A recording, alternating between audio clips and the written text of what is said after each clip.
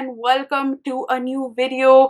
In this video, I am going to discuss with you my Asian Readathon TBR, which is perhaps one of my most favorite readathons. But before we do that, I thought I would just generally check in with you. I hope you are doing okay. It is a really shit time, especially here in India, where there is this huge surge of cases, and unfortunately we do not seem to have like the medical infrastructure to deal with all of these cases, and a lot of families are going through a really tough time having to deal with this, and also having to deal with like deaths due to it. I have friends and family that have gone through this. My family has unfortunately also had to deal with this, with just a bad time. And yeah, if I'm just gonna link down a couple of like charities and places which you can donate to if you can, if you have the ability to, because they are doing a great job. These are donations, and I mean charities like the Hemkund Foundation or Khalsa Aid, and just a bunch more that I'm gonna like help you with information down there. So please do, even just a little bit of an amount will be super helpful. If you cannot donate financially, then well, you can donate your time by volunteering, or just donating your like maybe your social media spaces, and talking about these places and talking about these organizations, so that if anyone's viewing what you're putting up and they can, then they can also donate, and we can just generally try to make this situation somewhat better. And yeah, anyway, let's just move on to books, right? Because that's how I cope with books. So let's just talk about the Asian Readathon. So the Asian Readathon is a readathon run by with Cindy, who was previously Read with Cindy. She is one of my favorite content creators. She is awesome. And May in the US is AAPI month, which is the Asian American and Pacific Islander Heritage Month. So she started the Asian Readathon, where basically the idea is to read Asian books, and she has a bunch of prompts which are super simple, like reading an Asian book, or reading a book with an Asian character, or like stuff like that, or a non-fiction book. So I will put all of those down, but I'm not going to talk to you based on like the prompts, but in terms of the countries, because that's the way I like to do it. So last year, I think that was my first ever TBR video that I ever put up, and that one was called 17 books, 12 countries, one Asian Readathon. And this one I think is going to be called 17 books, 16 countries, and one Asian Readathon TBR. Because yeah, I have a bunch of books that I've been collecting over the year and that I'm really excited to get to. So let's just begin. But before we begin, I just want to let you know that I have been over the year been putting up a fuck ton of like recommendations for the Indian books. So if you want to check out like my last video, literally my last video was Indian translated books under 200 pages. I have also put up a video of like recommendations from A to Z with regards to Indian translations. And if you don't want to read Indian translations, I have a video which I put up last Independence Day, which was 15 Indian books that you should read. So you know, I'm just gonna link all of that up and down and all of that sort of stuff, so you can check that out for recommendations if you want it. But let's just talk about the books that I'm going to read now. Okay, cool. The first 5 books that I am going to talk to you about very briefly are going to be part of a vlog that I'm going to be doing, so watch out for that one. But it is basically the Asian version of the thriller vlog that I put up. But essentially I read 5 books for 5 different authors to try to figure out who my next new favorite author within the crime, mystery, thriller genre is going to be. And it was super fun. I judged all of the books based on this criteria, and it was a good time. So I'm going to do that now with Asian authors. So the first book that I have is this one, which is called Murder on Malabar Hill, which is from India, and this is about set in the 1920s, where this young lady is one of the first Indian lawyers, and she had to deal with this case of an old man who dies, and he has 3 widows left, but he's taken them out of his will. So she thinks that there's something fishy, and when she tries to like dwell deeper into it, there's like some murder and stuff like that that kind of happens. So yeah, that's this one. I'm really excited to read it. The second one is from Korea, and this is a translation. It is called The Good Son. And this is like the psychological sort of thing that happens, where this son is like, I think he's about 27 years old. He goes through a lot of epileptic fits in general, where because of which he has a lot of like loss of memory, and one night he falls asleep, and he has this memory that like maybe his mom or someone is around, but he wakes up and he realizes that his mom is dead, and she's been killed, and well, it points to him, but he in the next few days is trying to figure out who has done the murdering, and just it apparently is very like interesting and psychological and page turning, and I don't know, but it just sounds really good. So this one, the next are all going to be on my Kindle. So the next one is from Japan, called Confessions by Kaniya Minato, and there are so many of Japanese like detective fiction that I want to read, but this one was the one that really stood out for me. And this one is about this school teacher who is resigning, and in her last like class, she starts telling the story about how her daughter died, and through that we realized that maybe the people who are in her class had something to do with it. So it's also like a something to do with revenge and stuff like that. I don't quite know how it will ultimately pan out, but it just sounded really interesting to me. But yeah, so that is the third book. The fourth one and the fifth one are like funny like cozy mystery sort of thingies. First one is Death by Dumpling by Vivian Chen, who's from who's Taiwanese American, and she this one is about like she works in her family's restaurant, and there is this guy who dies because of the dumplings, and people think that they murdered this guy. So she's trying to figure out who actually did it, so that she can not be like a suspect in the murder of this dude who died.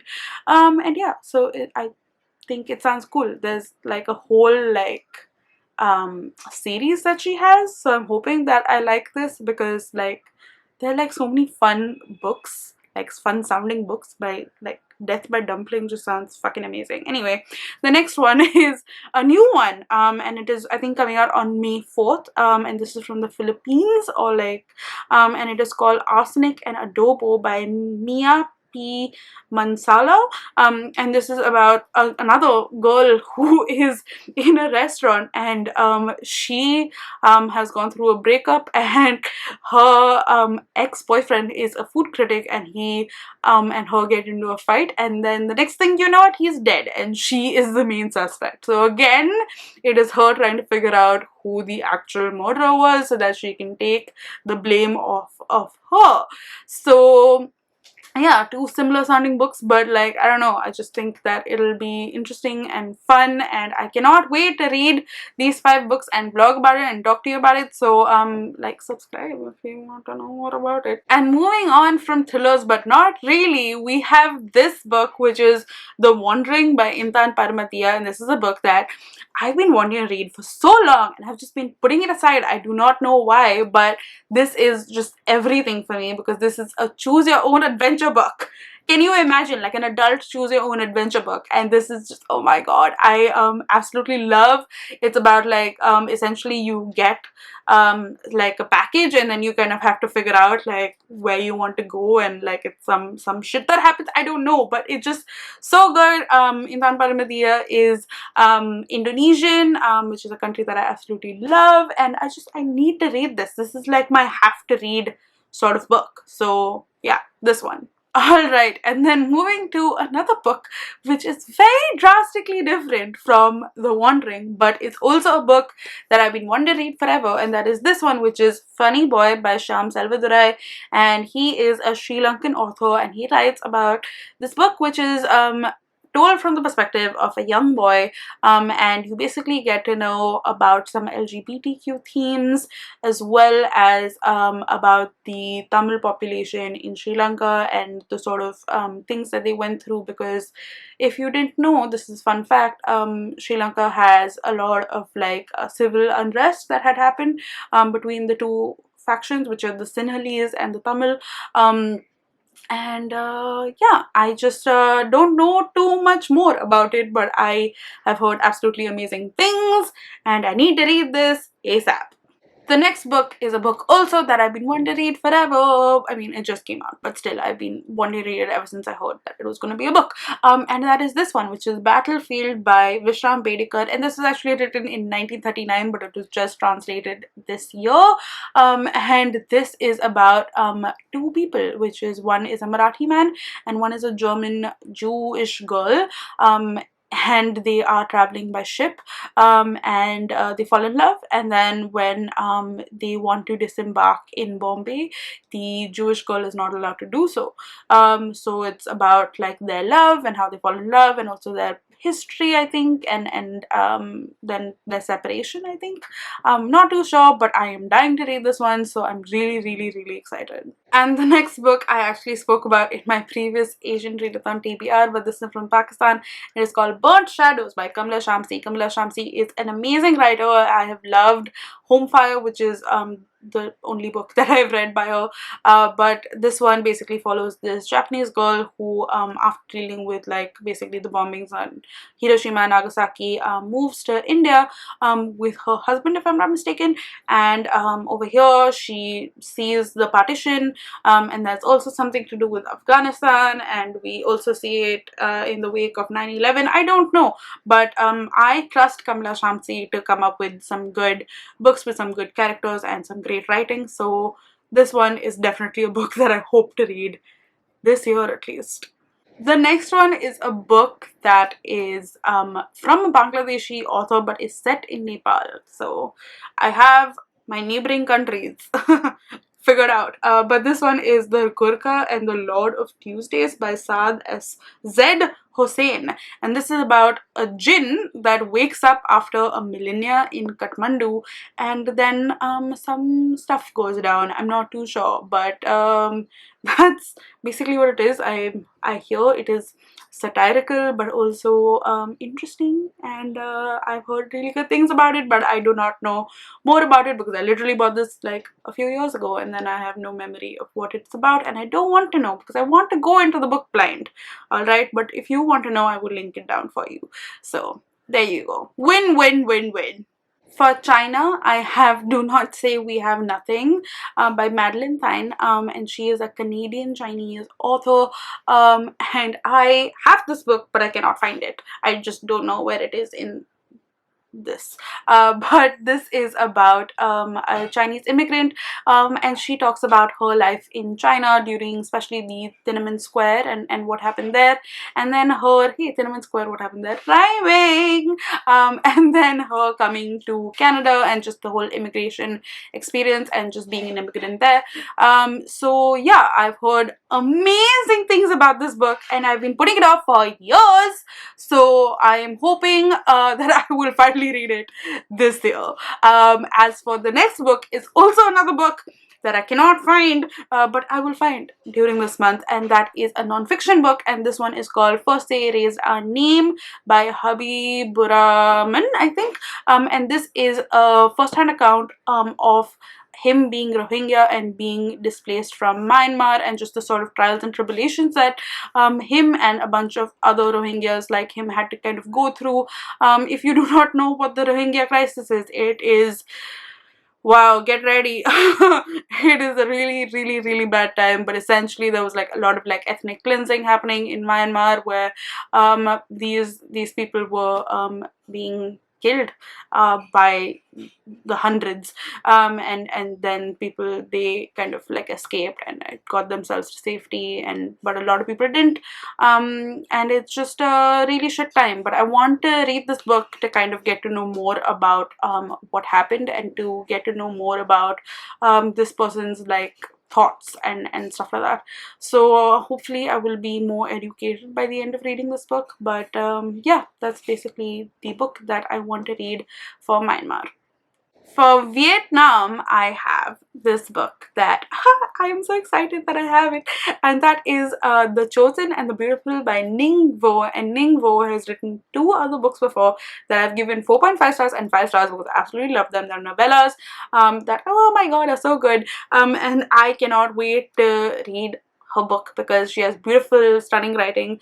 The only downside is that it is basically a retelling of The Great Gatsby, and I don't like The Great Gatsby. So, well, hopefully Ninh Vo makes it better, because essentially she tells you the story of Great Gatsby, but she has a Vietnamese character in it.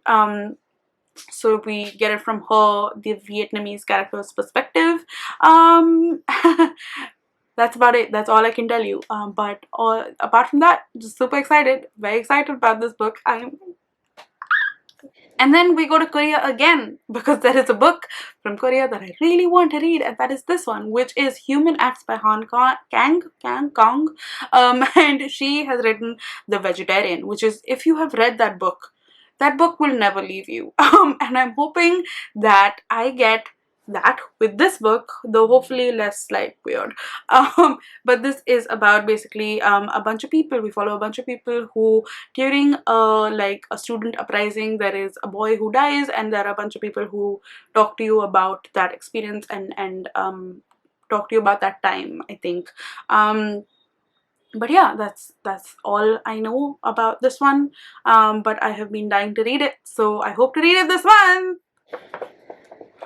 Why is it so hard? So hard.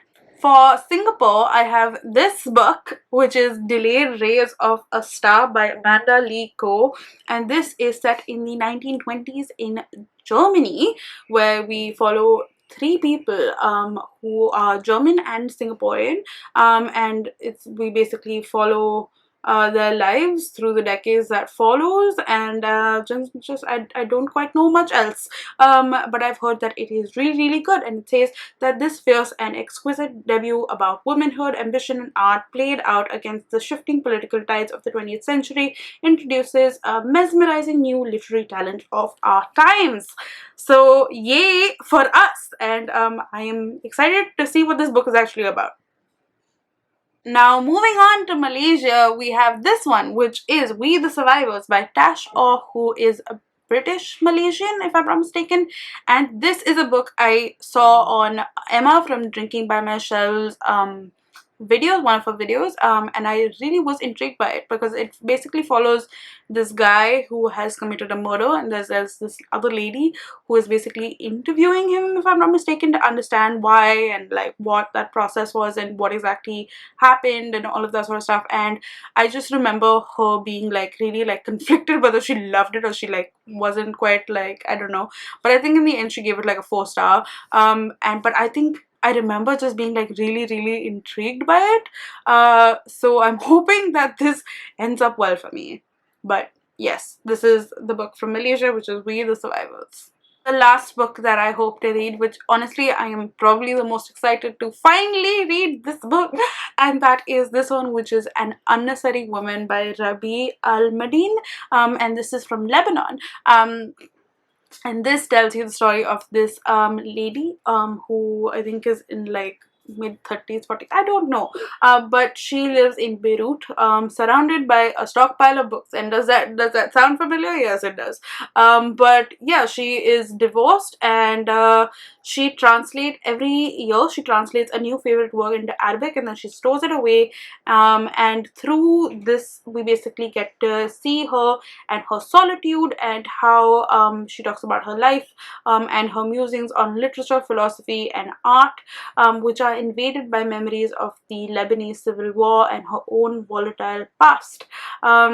So yeah, this is just It's apparently a love letter to literature and to reading and its power to define who we are. And that just sounds so good. Oh my god. I just cannot wait to read this one. I am so excited, and yeah. So that's it with regards to the books that I hope to read for the Asian Readathon. Do let me know if you two are participating, and if you are, then which books you hope to read, and what you are most excited about. And as I said, please do check out the charities and a bunch of other resources that I will put down in my description. It would be just super helpful. And in the meanwhile, just keep yourself sane and keep yourself safe. And I hope you're doing well, and I will see you in my next video. Bye!